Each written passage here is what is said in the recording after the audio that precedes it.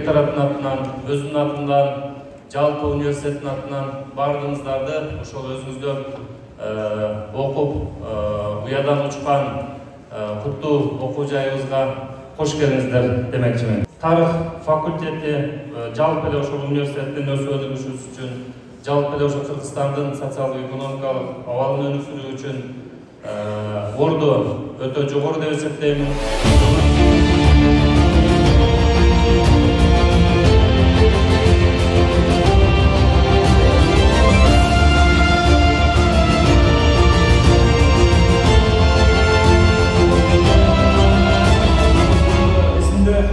Сиздердин Кыргыз Республикасынын Жогорку Кеңешинин жана жеке өзүмдүн атымдан Ош мамлекеттик университетинин тарых факультетинин 40 жылдык баарыгерчилигинин чын дилимден куттуктайм.